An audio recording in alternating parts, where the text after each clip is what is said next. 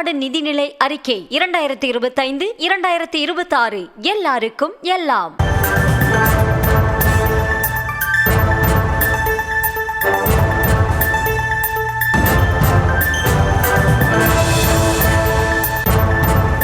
அண்மை செய்தியை பார்த்து வருகிறோம். நிலத்தின் வழிகாட்டி மதிப்பை குறைத்து காட்ட 60,000 ரூபாய் லஞ்சம் பெற்ற வழக்கில் மாவட்ட வருவாய் அலுவலருக்கு 5 ஆண்டுகள் சிறை தண்டனை விதித்து சென்னை சிறப்பு நீதிமன்றம் தீர்ப்பளித்திருக்கிறது. அது குறித்தான ஒரு அண்மை செய்தி. இது குறித்த விரிவான விவரங்களுக்காக இணைகிறார் எம்முடைய செய்தியாளர் மதியழகன். வணக்கம். நீதிமன்றத்தின் தீர்ப்பு என்ன? விரிவான விவரங்களை பகிர்ந்து கொள்ளலாம்.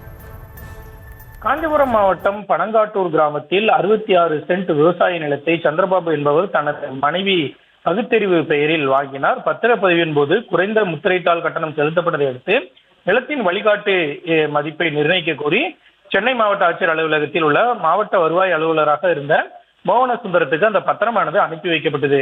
விவசாய நிலத்தை குடியிருப்பாக கருதியுள்ளதாக கூறி வழிகாட்டி மதிப்பை குறைத்து நிர்ணயிக்க வேண்டும் என சந்திரபாபு மோகன சுந்தரத்தை கேட்டுக்கொண்டார். சதுர அடி 400 ரூபாய் என்ற வழிகாட்டி மதிப்பை 230 ரூபாயாக நிர்ணயிக்க 60,000 ரூபாய் லஞ்சம் கேட்டுள்ளார் மோகன சுந்தரம். லஞ்சம் கொடுக்க விரும்பாத சந்திரபாபு இது சம்பந்தமாக லஞ்ச ஒழிப்பு போலீசில் புகார் செய்தார். லஞ்ச ஒழிப்பு போலீசின் அறிவுரைப்படி ரசாயனம் தடவிய லஞ்ச பணத்தை பெற்ற போது மோகன சுந்தரமும் அவரது உதவியாளரும் கைது செய்யப்பட்டனர். இவர்கள் இருவருக்கும் எதிரான வழக்கை சென்னையில் உள்ள ஊழல் வழக்குகளை விசாரிக்கும் சிறப்பு நீதிமன்றம் விசாரித்தது.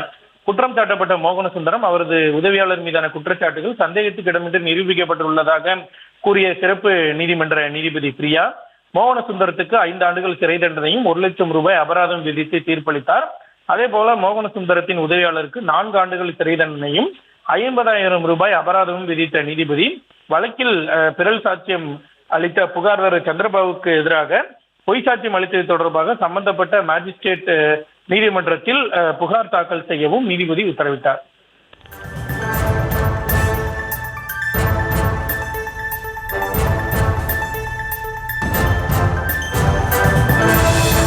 விவரங்களுக்கு நன்றி மதியழகன். தமிழ்நாடு நிதிநிலை அறிக்கை 2025-2026 எல்லாருக்கும் எல்லாம்.